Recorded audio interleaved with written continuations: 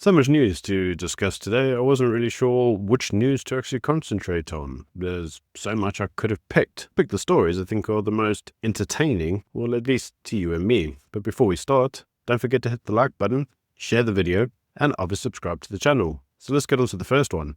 First one is that apparently the economy grew 0.6%, and everyone was shocked.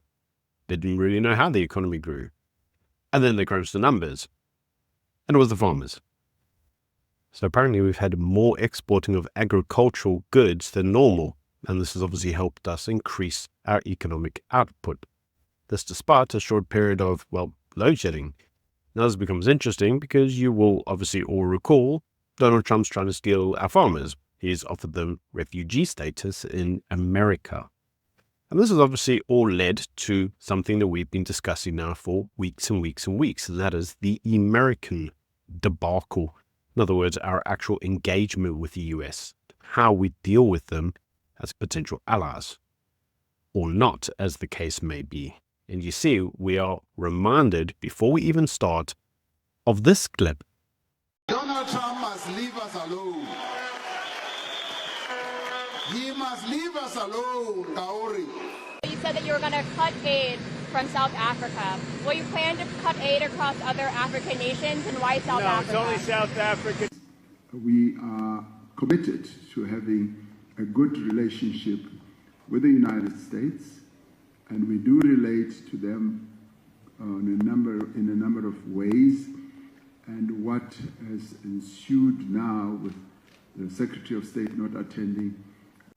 Now, you see, the problem is that the ANC seems to have a very short memory. And what they tend to forget is that their actual engagement with the United States has, to a large degree, been reckless.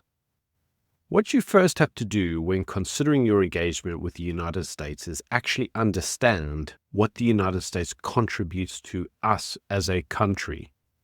And Hersoff actually describes this very well.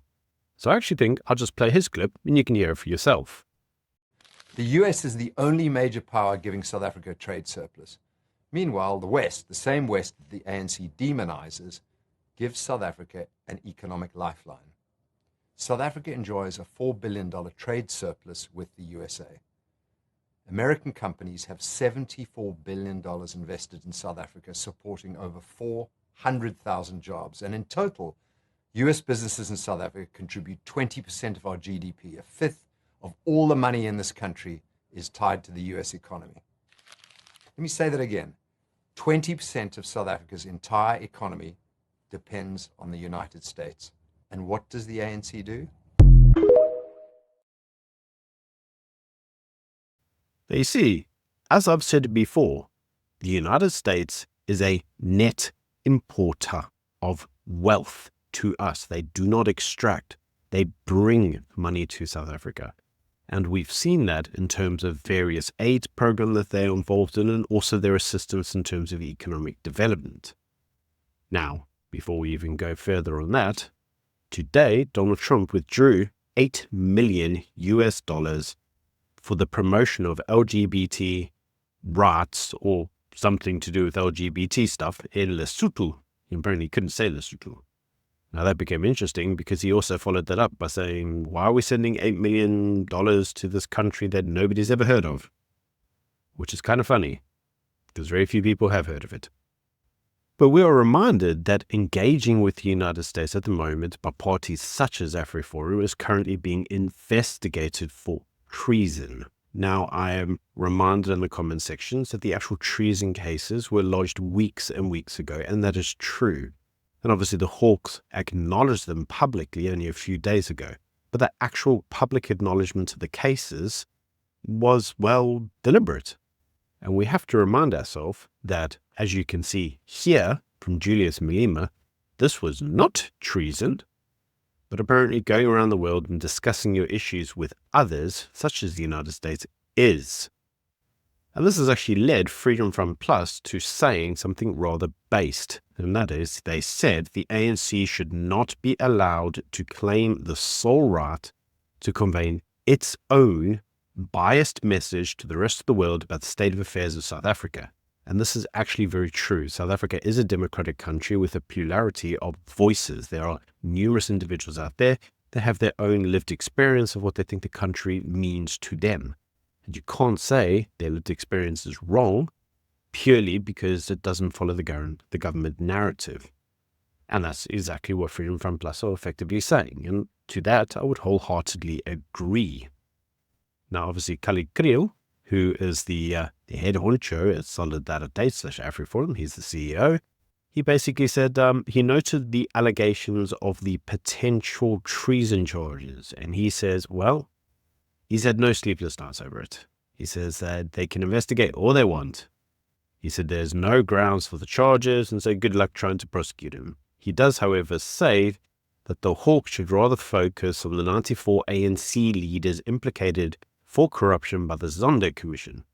These individuals are being shielded from prosecution by the ANC-led government, while those opposing the ANC leaders' reckless actions with policy are now being targeted.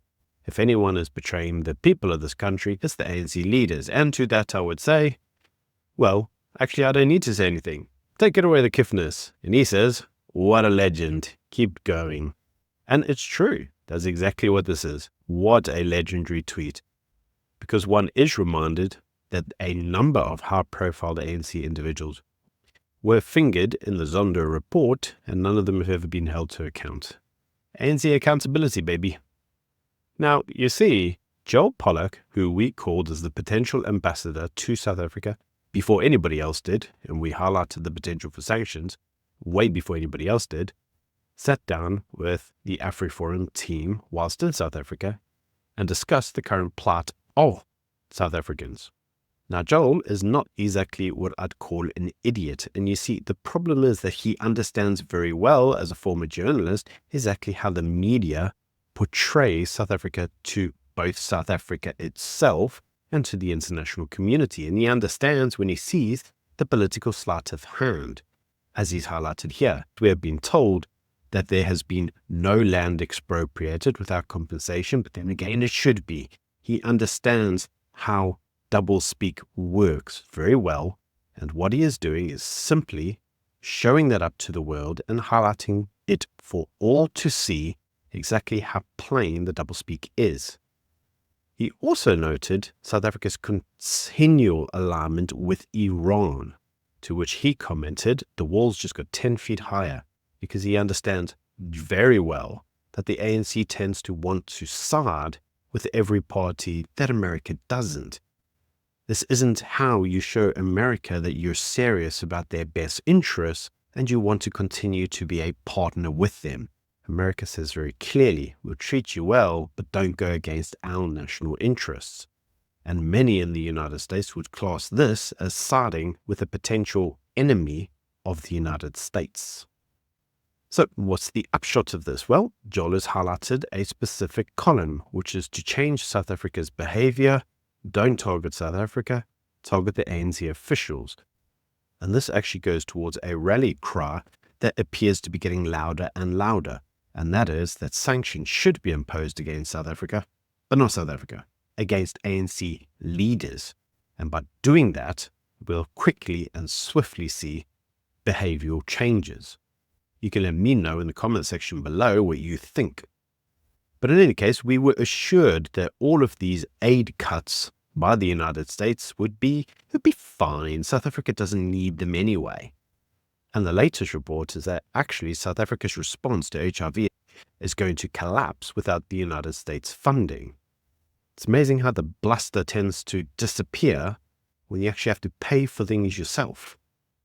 Now, why this also becomes interesting is because Ramaphosa is currently in court being asked to provide evidence of why he signed NHI into law in the first place. And would you know it? Yeah, he's refusing to do that. He's refusing to explain why it was signed. Yeah, nothing like accountability. Many individuals have argued for the longest time NHI is unworkable simply because we do not have the funds. And the HIV program illustrates just that. We don't even have the funds to currently fund our existing programs on HIV and TB, two of the biggest issues facing South Africa. Tell me how we're going to do GP appointments and scans for cancer. I really don't see it.